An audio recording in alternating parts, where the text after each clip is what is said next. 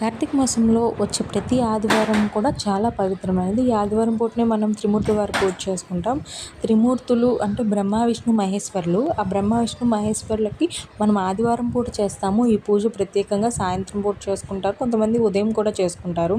కలశాలు పెట్టి కూడా చేసుకుంటారు. లేకపోతే పంచపాత్రలు లాంటివి పెట్టి 3 పెడితే ఒక మేళ, 6 పెడితే 2 మేళాలు, 9 పెడితే 3 మేళాలు అలా 3 కలశాలు పెట్టి చేసుకుంటారు. నేనైతే బ్రహ్మ, విష్ణు, మహేశ్వరుల ముందు ముగ్గురికి 3 తాంబూలాలు, ఎడమ పక్కన వినాయకుడిని పెట్టి వినాయకుడికి ఒక తాంబూలం పెట్టుకున్నాను. అండ్ ప్రసాదాలకు వచ్చేసరికి పాలతో పొంగల్ చేసుకున్నాను.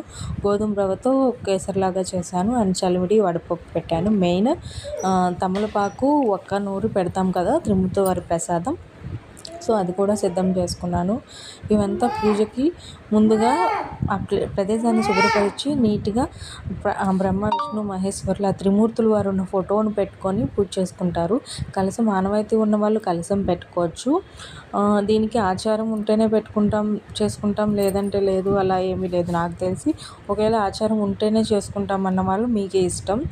కలశం పెట్టుకుంటే పెట్టుకోవచ్చు, లేకపోతే లేదు. చిన్న పంచపాత్ర లాంటి దాంట్లోనే గంగాజలంలా పెట్టి అందులోనే తమలపాకులు అవి పెట్టి పెడతారు. సో నేను అలా ఏం పెట్టలేదు. నార్మల్గా 3 ప్రమిదల్లో ముగ్గురికి దీపాలు పెట్టి మరో 3 ప్రమిదల్లో ధూపం కూడా వేశాను.